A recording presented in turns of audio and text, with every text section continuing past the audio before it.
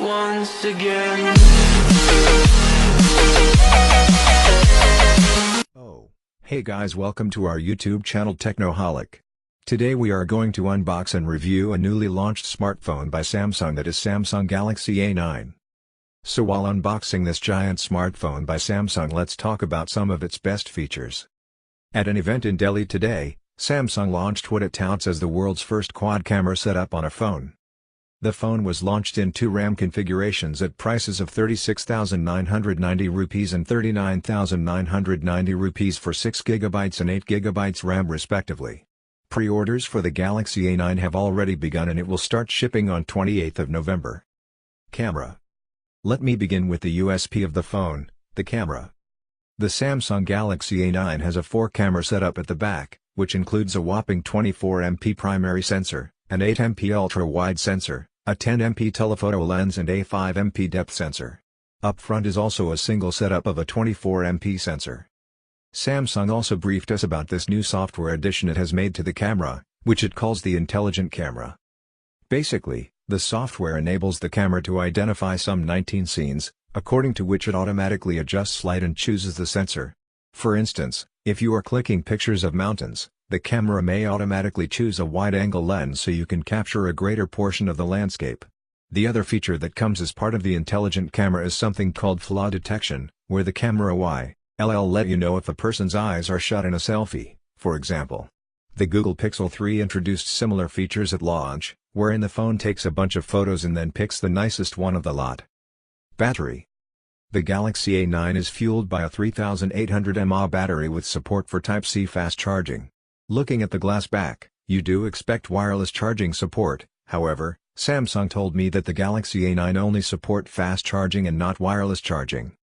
Build, design and display. The Samsung Galaxy A9 features a 6.3-inch AMOLED display with an 80% screen-to-body ratio. Sadly, the phone looks very much like old-school slab of a device. Phones have gotten taller and slimmer over the years, not wider. Aesthetically, the build of the phone is pretty good. It comes in 3 color variants, caviar black, lemonade blue and a bubblegum pink. The latter 2 color variants are great to look at, especially with their beautiful color scheme and gradient at the back. Unfortunately, the device I got to play around with at the launch event was the black one, and in my opinion, it was the most boring one to look at. Chipset, storage and OS. Under the hood, the Galaxy A9 is powered by a Snapdragon 660 chipset, and yes, you're on the right track. Asking $35K for a phone with a Snapdragon 660 is a bit much. I'll reserve my final judgment for the full review, but I'm already worried about the specs of the phone. Like I said, Samsung launched 2 RAM variants in the phone, a 6GB of RAM variant and an 8GB of RAM model.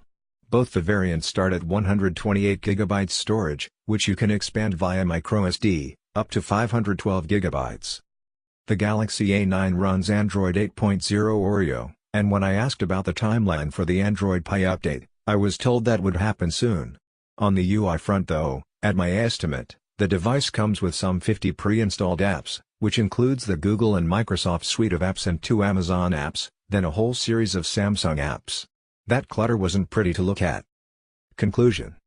On the surface, the Galaxy A9 is undoubtedly interesting, especially with its quad-cam setup and the blue and pink color variants. The price is the one area that's most concerning. At 35,000 rupees, it's competing with the OnePlus 6T and the Asus Zenfone 5Z and the like. The hardware config is so bad that I already know that the phone will fail miserably in performance tests versus the likes of the OnePlus 6T. One can only hope that the camera is so stunning that it overshadows any performance limitations. Thanks for watching this video. Do subscribe our channel for future updates. Thank you once again.